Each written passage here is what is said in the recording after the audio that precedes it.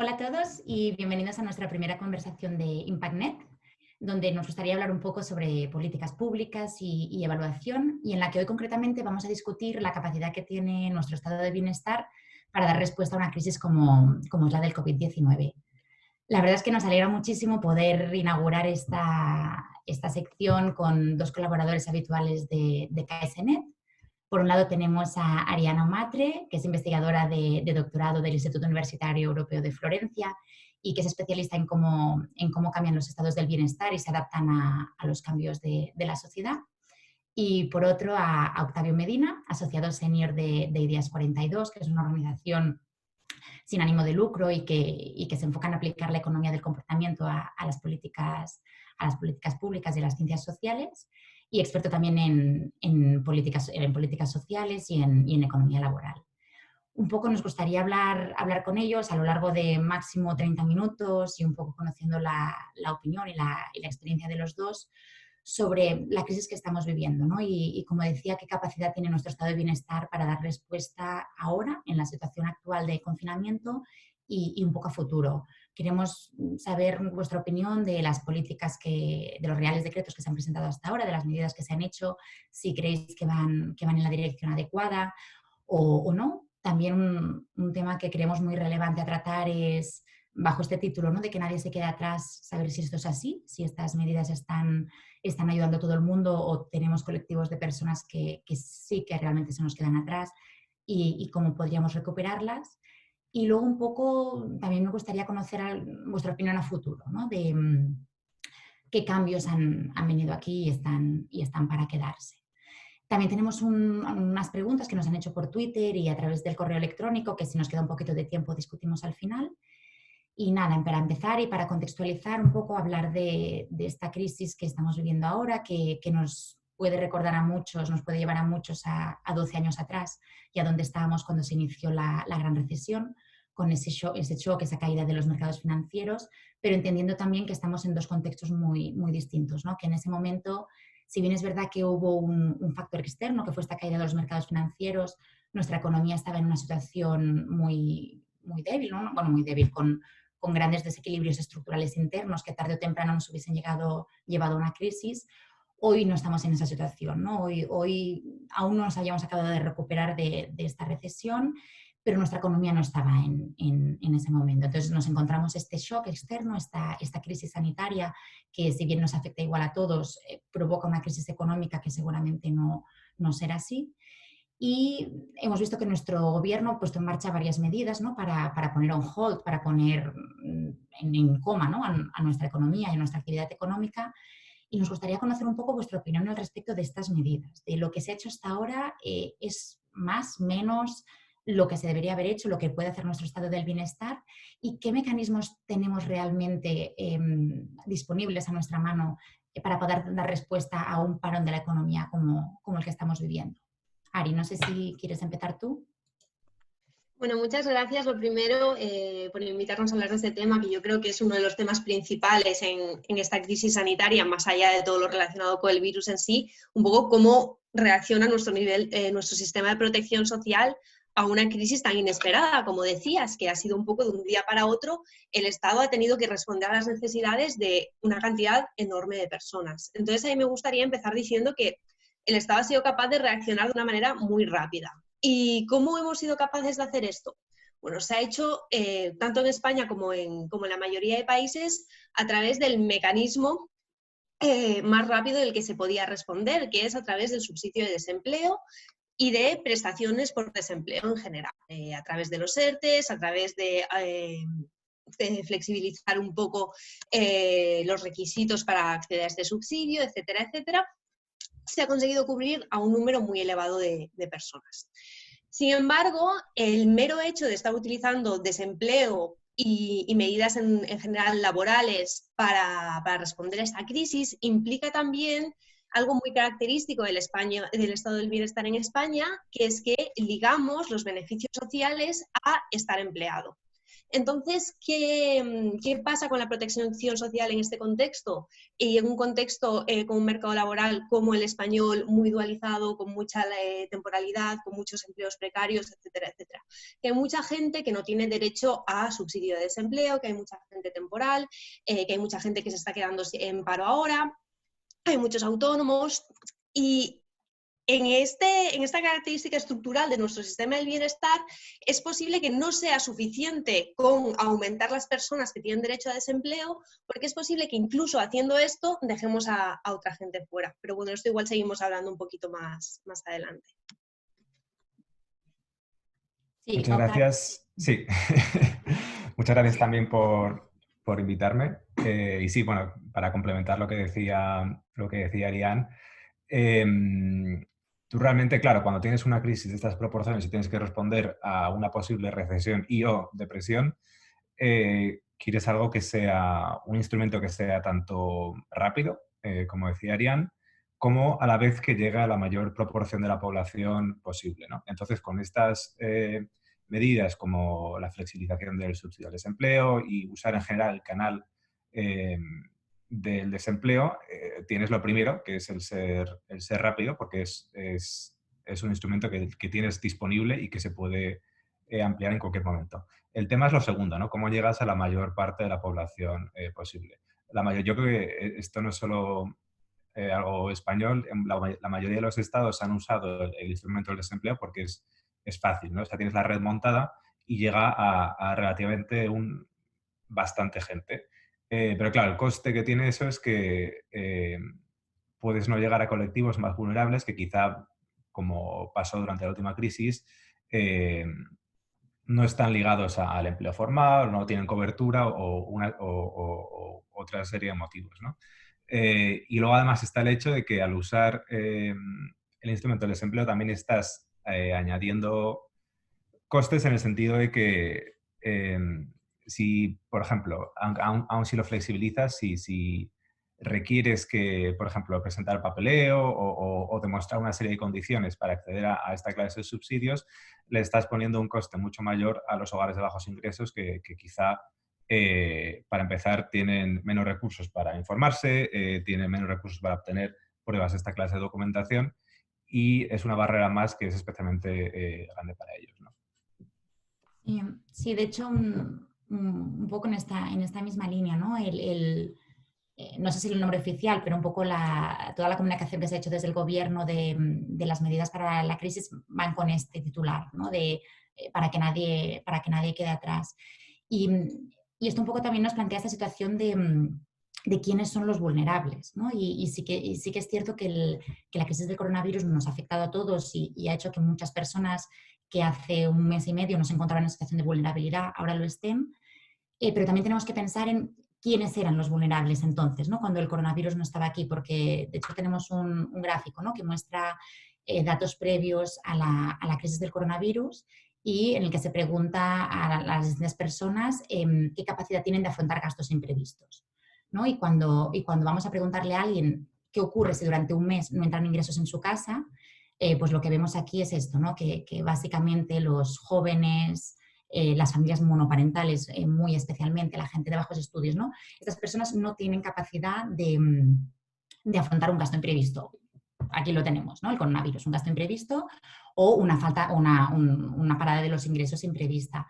Entonces, siguiendo ahora lo que estabas un poco comentando, Octavio, y en la línea que Ariane también decía, ¿no? Son medidas vinculadas al empleo, existen muchas barreras, podríamos decir, informales, ¿no? A cómo solicitar esas ayudas.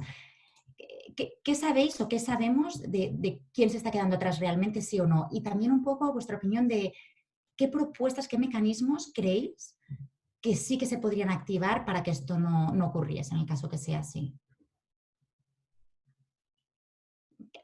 Octavio. Me Me ha tocado.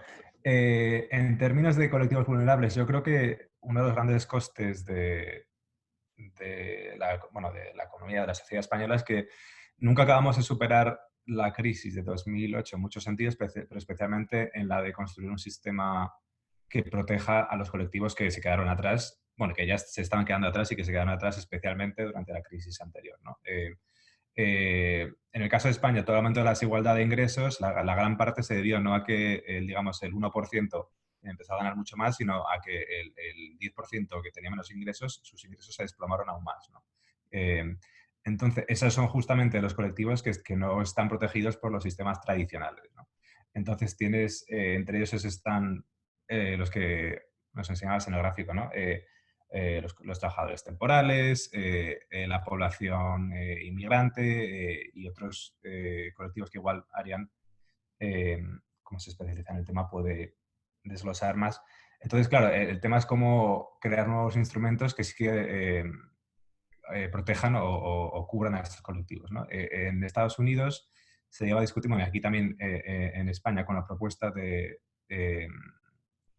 rentas de inserción, que en este caso sería el ingreso mínimo vital, que no es una renta básica, pero que serviría para, digamos, cubrir a la población que no está cubierta con el sistema tradicional que tenemos en España. En Estados Unidos también se han hecho otras cosas, como por ejemplo, bueno, de hecho en Canadá quizás es el ejemplo que mejor está haciendo esto, que es básicamente dar una transferencia de $2.000 canadiense a todos los trabajadores, a toda la gente que ha perdido sus ingresos, les están dando $2.000 al mes durante por lo menos 4 meses sin ningún tipo de, o sea, con condiciones muy reducidas, ¿no? Y esa clase de instrumentos que significa básicamente una transferencia con pocos condicionantes y con pocos requisitos, yo creo que sería, en términos de afrontar esta crisis, lo más efectivo, ¿no? Lo más rápido para llegar a todo el mundo, ¿no?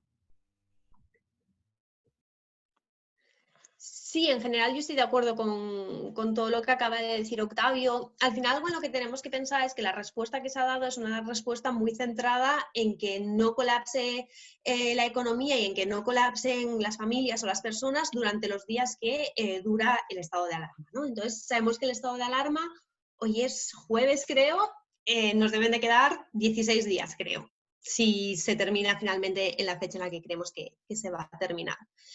Entonces, lo que nos pasa en España es que teníamos, como decía Octavio, una serie de población que ya era vulnerable antes de que llegara el coronavirus, que ahora mismo más o menos están cubiertos por una red, aunque hay algunos que, como hemos comentado antes, podrían no estar cubiertos por la red de desempleo, etcétera, pero vamos a asumir que la respuesta ha sido casi universal y que se ha respondido a la mayoría de gente durante el estado de alarma. Pero el problema es que el día en que termine el estado de alarma, a no ser que se creen nuevas medidas, las primeras personas que van a empezar a caer por los agujeros que se van a hacer en esta red de seguridad son precisamente las personas vulnerables. No sé si podemos ver un gráfico que tenemos sobre ocupaciones, que creo que es un ejemplo muy claro. Ayer salían datos sobre que en España que las profesiones que más riesgo tienen de ser paralizadas a raíz de una crisis como esta eran hostelería, personal doméstico y construcción. Y si vemos este dato de la encuesta de condiciones de vida, en el gráfico vemos que estas son 3 de las profesiones con un sueldo medio, con una renta media disponible más baja. Entonces, estas personas, en el momento en el que se termina el estado de alarma, es muy posible que dejen de tener ningún tipo de subsidio y a la vez son las personas que van a perder el empleo. Entonces, si estas personas están en un modelo de empleo precario que no les da acceso a mayores beneficios sociales, ¿qué hacemos?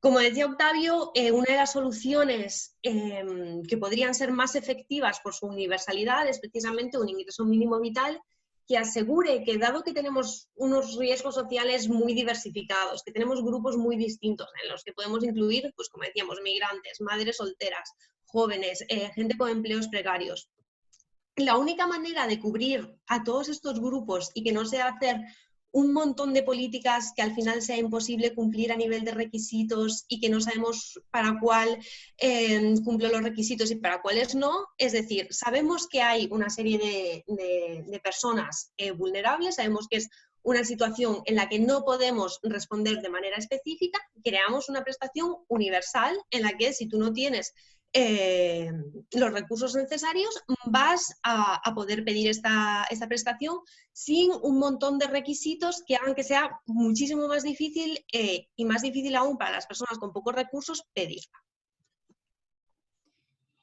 Y ahí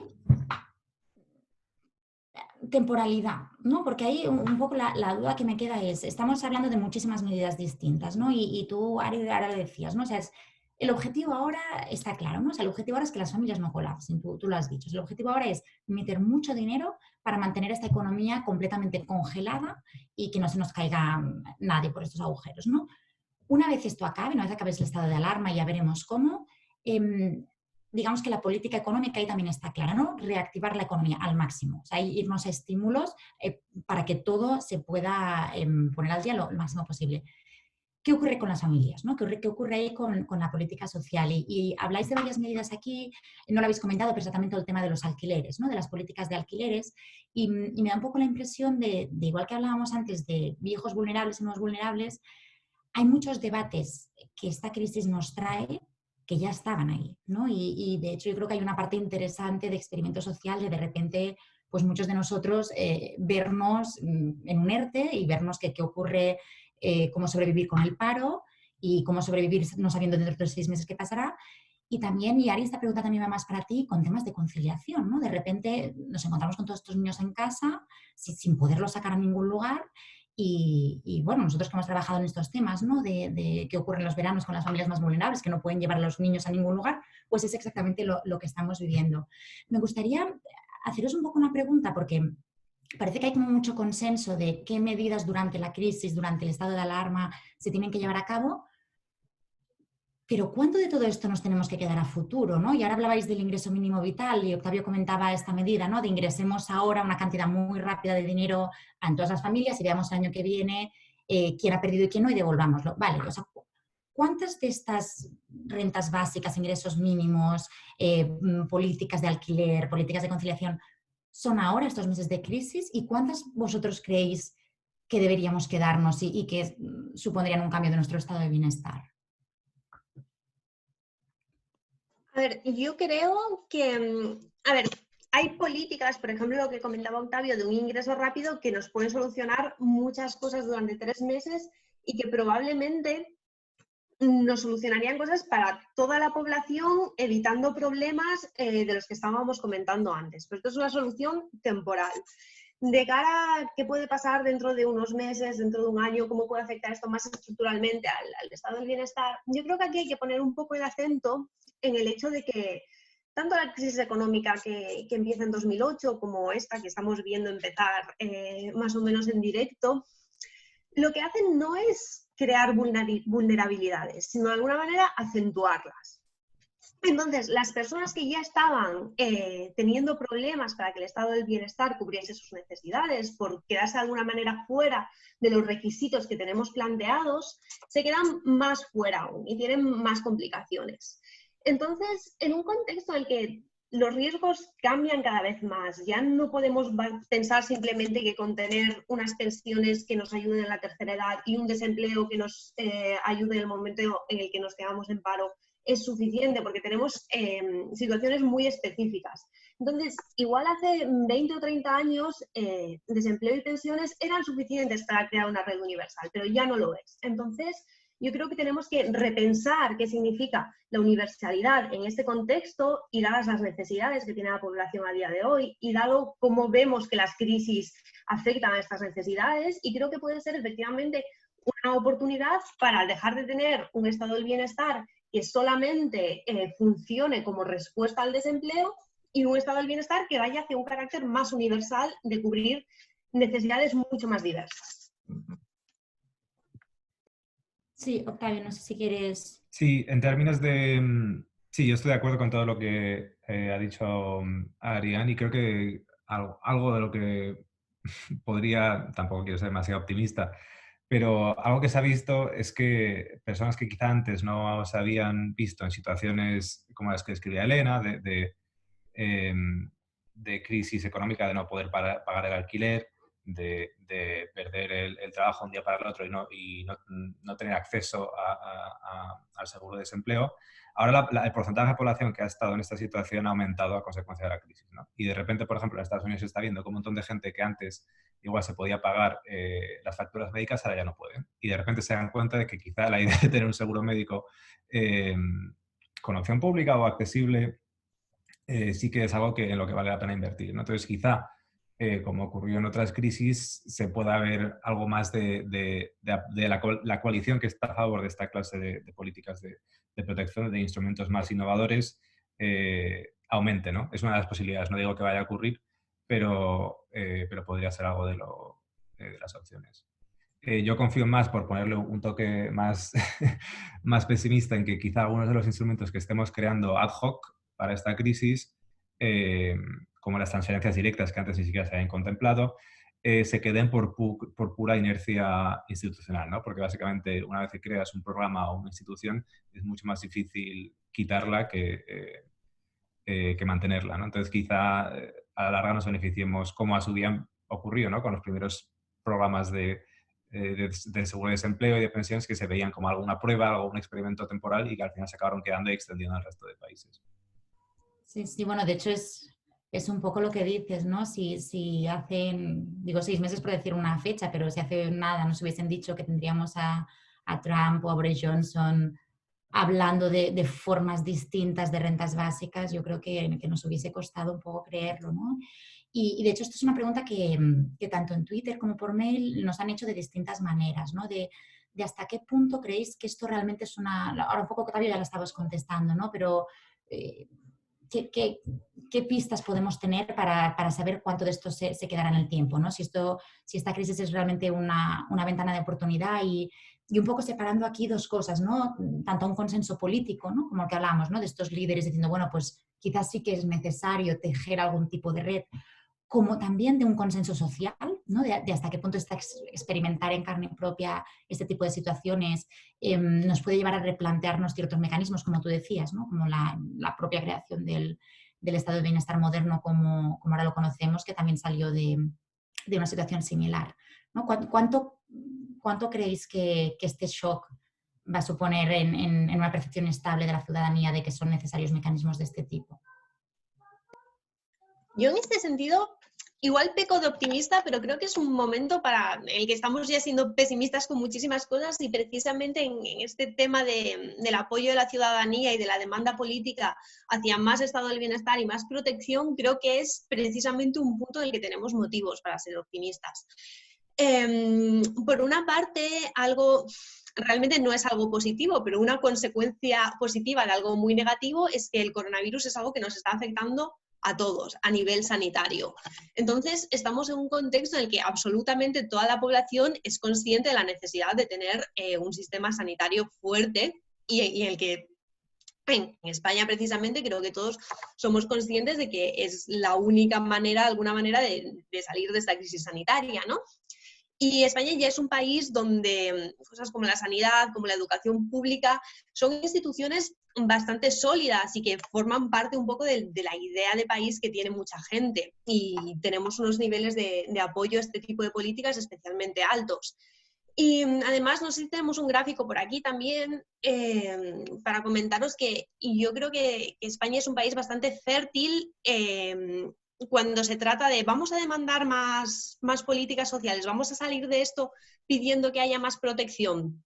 En general, España es un país donde la gente tiende a pensar que invertimos poco en gasto social y no solo eso, sino que cuando preguntas a la gente y en encuestas de opinión pública sobre si preferirían pagar más impuestos para mejorar los sistemas de protección social o si preferirían que estos empeoraran o se quedasen igual, pero pagar menos impuestos, la gente tiende a decir que les gustaría más gasto social, aunque esto supusiese pagar más. Y esto es algo que sucede incluso fuera de épocas de crisis. Entonces, en un contexto en el que es tan visible la necesidad de estado del bienestar, tanto a nivel sanitario como por lo que decía Octavio, de que mucha gente se ha visto en una situación en la que ha tenido que recurrir al Estado cuando normalmente no sería el caso. Yo creo que esto puede acentuar esta tendencia en España y que haya más demanda. Y en esta misma línea, supongamos que esto es así, ¿no? Que esta crisis supone que nos planteemos realmente ampliar un poco las prestaciones de nuestro estado del bienestar, que nos suponga también cambiar un poco la lógica, ¿no? De nuestro estado del bienestar, de una lógica más basada en la solidaridad, como la que tenemos ahora, ¿no? De la contribución, de un pacto social y un pacto generacional también, ¿no? Por el que yo contribuyo porque sé que en momentos más adelante se contribuirá a mí. movernos de esta lógica de la solidaridad a una lógica de los derechos, que es un poco de lo que estamos hablando, no es yo contribuyo y por tanto yo en un futuro, sino yo como ciudadana tengo unos derechos básicos que se me tienen que garantizar. Movernos a esta lógica supone también, y esta es una pregunta que se nos hacía en Twitter, ¿no? Supone que también que los ciudadanos confíen realmente en sus instituciones. Y un poco si vamos a ver los datos de los niveles de confianza institucional en países como España o como Italia, que está viviendo una situación muy, muy similar, nos podríamos preguntar, bueno, ¿qué creéis ahí que ocurrirá con todo esto, ¿no? Con esta confianza de los ciudadanos en sus instituciones? Yo creo que en términos de la relación entre confianza y políticas públicas, bueno, transferencias generosas o políticas sociales generosas es bidireccional, ¿no? Es cierto que quizá el tener menos confianza en el Estado o en general en lo público dificulta el que se amplíen las prestaciones porque dices, ¿para qué voy a pagar yo mis impuestos y financiar los beneficios de otros? Pero también hay evidencia que me parece que es más esperanzadora que sugiere que, sobre todo en países con transferencias de renta directas, sean condicionadas o no, en algunos casos se ha visto la relación contraria, ¿no? Que tú al crear un sistema de transferencia de rentas, la población que se ve beneficiada por esa transferencia pasa a tener mayor confianza en el Estado y en las políticas públicas, ¿no?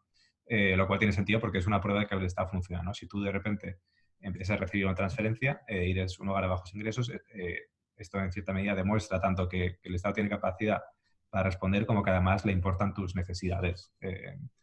Entonces, yo creo que una situación de crisis como esta pues puede ser una oportunidad para crear esa clase de instrumentos, ¿no? más universales y menos focalizados que quizá tengan como efecto secundario el que la gente pase a confiar más en el Estado porque perciba que se está beneficiando, bueno, y que el Estado realmente responda a sus necesidades, ¿no?